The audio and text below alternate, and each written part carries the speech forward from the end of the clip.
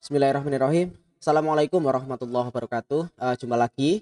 Di sini kita akan belajar tentang LMS atau Learning Management System, eh, yang mana ini adalah merupakan salah satu teknologi yang saat ini saya kira hampir eh, semuanya atau banyak sekolah yang sudah menerapkan karena efek pandemi gitu ya.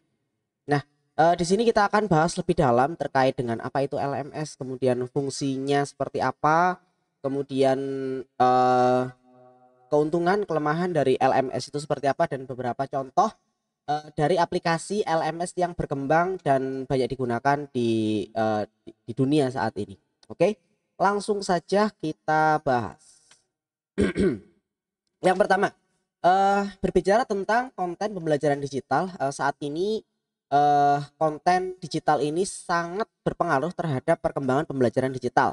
Utamanya untuk dunia pendidikan, konten pembelajaran digital itu eh, fungsinya sangat signifikan ketika masyarakat waktu itu kena pandemi dan tidak bisa bertatap muka belajar secara langsung di kelas gitu ya.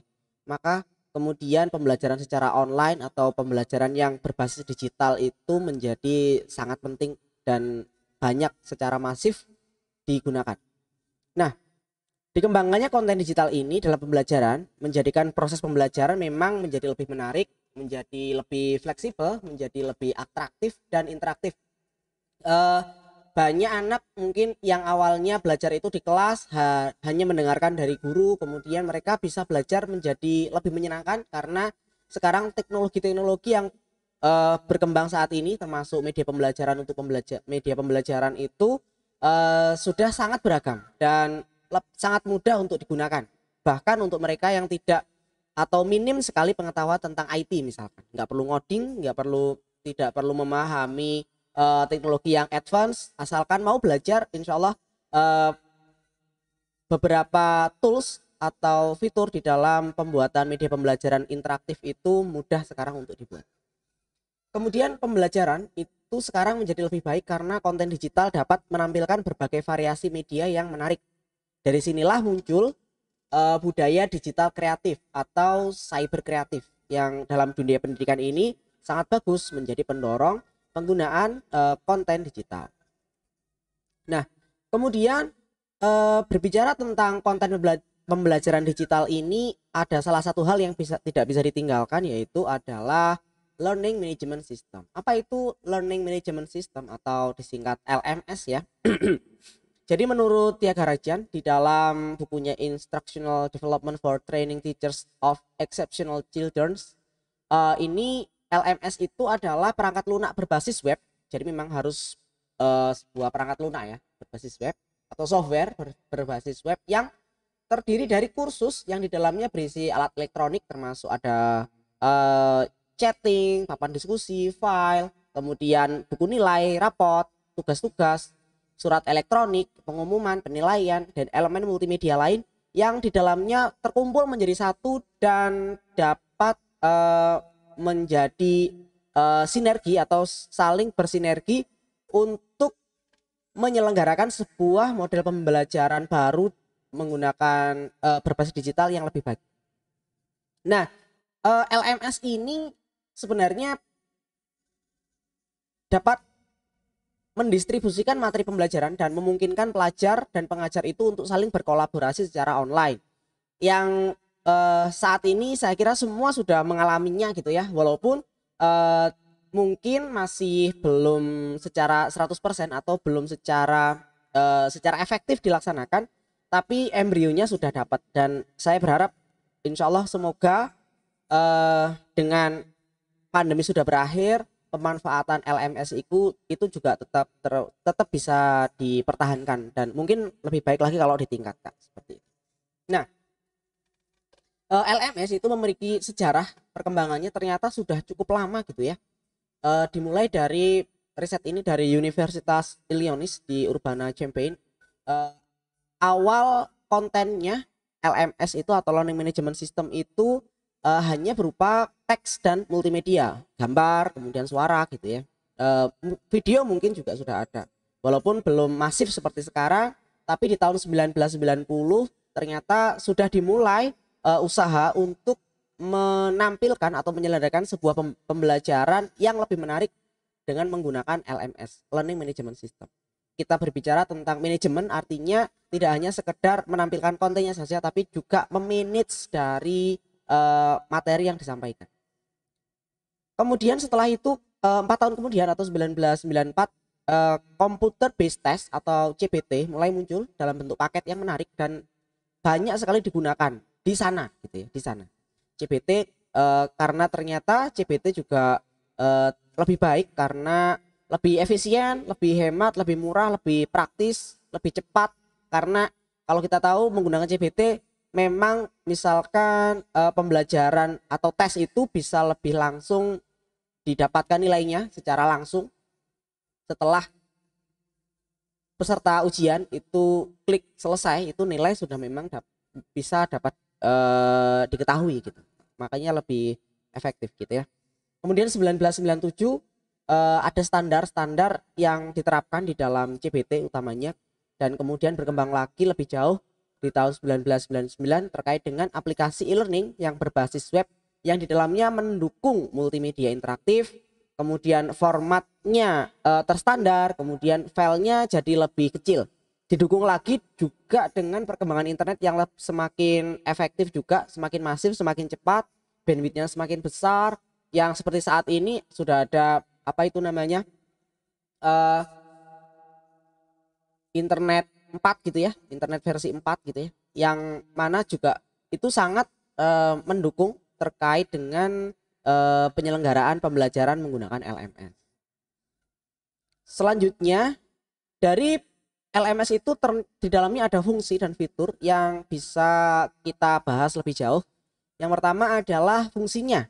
Jadi apa saja fungsi dari LMS? Yang pertama, LMS itu bisa mengelola berbagai macam pengalaman belajar termasuk pembelajaran tradisional sekalipun. Faktanya sekarang ketika kita sudah ada sebagian, saya juga mengajar sudah offline gitu ya untuk semester 4, itu juga tetap menggunakan LMS. Di sini kita gunakan Moodle ya. Di sini kita gunakan Moodle untuk presensi, untuk menyampaikan tugas, kemudian materi itu lebih gampang sekali. Walaupun kita sudah masuk di kelas. Nah, namanya adalah blended learning, memberikan pengalaman pembelajaran yang lebih baik untuk pelajar dan pengajar.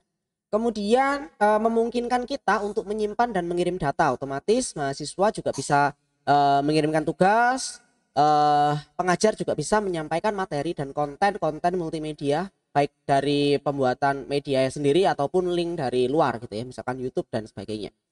Kemudian yang ketiga, LMS ini dapat diimplementasikan dengan SCORM. Apa itu SCORM? SCORM adalah Shareable Content Object Reference Model atau SCORM itu merupakan media penyampaian pembelajaran yang di dalamnya itu terdapat beberapa konten penting dan terstandar internasional. Nah, terkait dengan SCORM sendiri nanti insya Allah kita juga belajar nanti terkait dengan pembuatan multimedia interaktif. Nanti kita buat ya SCORM-nya agar dapat dikolaborasikan dengan Moodle misalkan atau dengan LMS yang lain. Nah, kemudian fitur. Yang pertama, pengelolaan. Fitur di dalam LMS itu ada pengelolaan hak akses untuk pengguna. Jadi memang ada user sebagai dosen atau sebagai guru, ada user sebagai siswa, ada user sebagai guest atau tamu gitu ya. Nah, kemudian ada juga untuk pengelolaan course atau mata pelajaran. Kemudian pengelolaan bahan ajar atau resource. Ini untuk bahan ajar ini ada banyak ya, macam-macam. Tidak hanya terkait dengan apa itu namanya tugas saja, tapi ada banyak sekali. Mungkin kalau kita bisa bicara lebih dalam di dalamnya seperti yang bisa kita pelajari selama ini gitu ya, ada tugas, kemudian ada video, ada kuis dan sebagainya. Kemudian kemudian untuk fitur selanjutnya ada pengelolaan aktivitas. Aktivitas ini siswa mengumpulkan tugas, kemudian aktivitas siswa presensi, kemudian aktivitas siswa eh, mengerjakan kuis dan sebagainya. Ini bagian dari aktivitas ya. Misalkan membuat grup juga, kemudian menilai, itu semuanya disediakan di dalam LMS. Kemudian pengelolaan nilai, nah, termasuk juga untuk menampilkan nilai. Dan terakhir adalah pengelolaan visualisasi dari e-learning sehingga bisa diakses dengan web browser.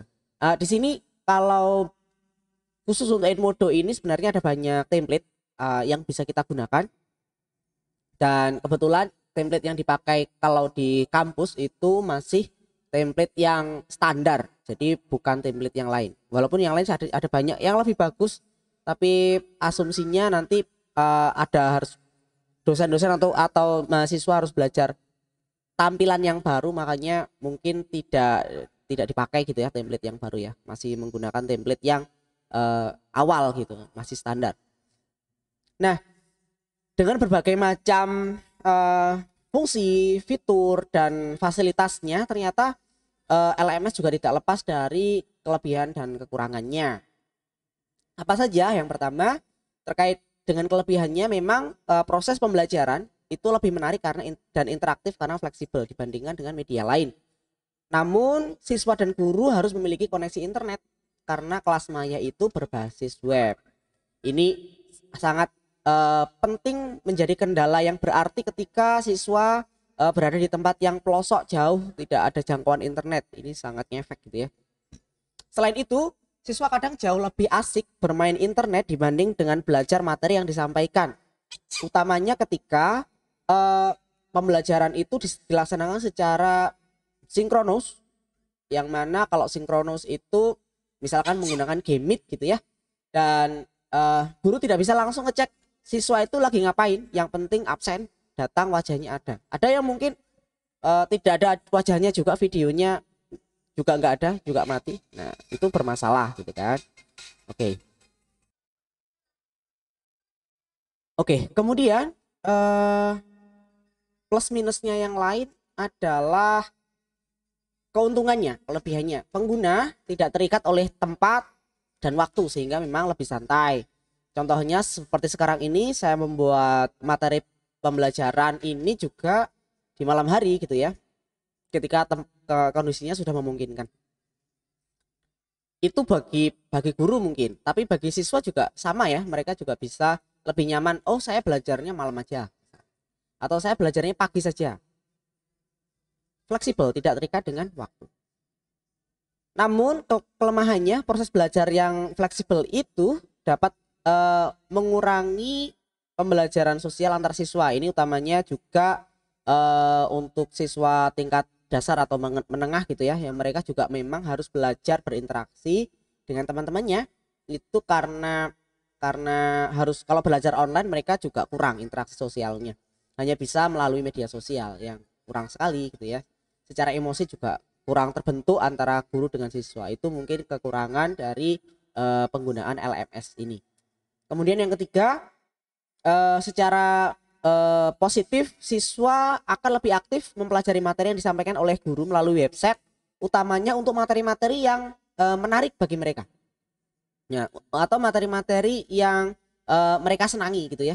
Namun kelemahannya, bagi khusus ini untuk anak sekolah SD atau tingkat MI, penggunaan internet memang yang kurang proporsional dapat mengakibatkan penurunan kemampuan yang bersifat manual, seperti menulis, menghitung serta menggambar. Bahkan seperti saya saja, saya sudah sejak kuliah gitu ya, jarang sekali menulis menggunakan tangan karena ketik saja, dan akhirnya kemampuan menulisnya menurun, kualitas tulisan juga menurun, jadi tidak bisa dikatakan bagus, tapi kalau jelek juga ya lumayan masih bisa dibaca, tapi menurun gitu ya, kemampuan atau kualitas dari teks atau tulisan yang sudah dibuat juga menurun. Nah ini sangat fatal bagi anak tingkat SD yang mereka masih belajar menulis dengan baik dan benar.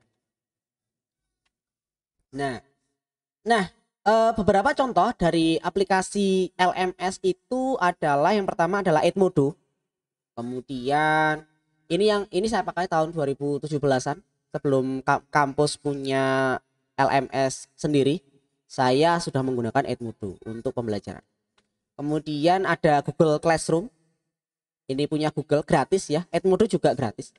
Kemudian ada Schoology, ini juga gratis. Saya belum pernah nyoba secara langsung di kelas juga jarang. Yang saya pakai Edmodo sama Google Classroom. Dan yang sekarang adalah Moodle ya. Ini Moodle yang kita pakai di kampus ini adalah Moodle. Bedanya apa? Jadi kalau Edmodo, kemudian Google Classroom dan Schoology, ini ketiga ini dia sudah disediakan. Artinya kalau kita masuk ke situsnya edmodo.com kita bisa langsung pakai. Google Classroom juga begitu, bisa langsung pakai. Namun kalau Moodle ini namanya adalah CMS ya, Content Management System, yang kalau kita masuk ke Moodle ini kita nanti akan disediakan file, yang mana file itu berupa file mentahan atau source untuk diinstal di server kita gitu ya, di server kita sendiri. Kalau di kampus berarti di server kampus, untuk kemudian setelah diinstal itu baru dioptimasi, diatur, disesuaikan, baru bisa digunakan. Jadi tidak bisa langsung dipakai. Untuk kelemahannya. Tapi keuntungannya Moodle ini jadi punya kita sendiri gitu. Jadi kalau kita mau belajar atau menggunakan LMS ya masuknya ke situsnya kampus, bukan ke situs Edmodo. Trafficnya juga masuk langsung ke kampus. Ini kelebihannya juga ya gitu. Bedanya dari ketiga ini.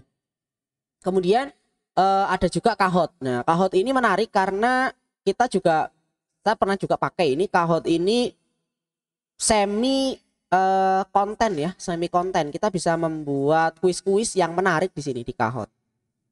Nah, agar lebih mendalam, lebih greget, nanti silahkan di e-learning nanti akan saya deskripsikan tugas yang harus dikerjakan terkait dengan pembelajaran konten digital ini, yaitu LMS utamanya. Seperti apa? Semoga Anda bisa lebih mendalam setelah mengerjakan tugasnya. Mungkin itu saya cukupkan sekian, sudah agak panjang videonya. Semoga sedikit dari apa yang saya sampaikan ini bermanfaat. Kalau ada pertanyaan, ada kesalahan atau saran bisa disampaikan langsung. Saya akhiri cukup sekian. Selamat malam. Assalamualaikum warahmatullahi wabarakatuh.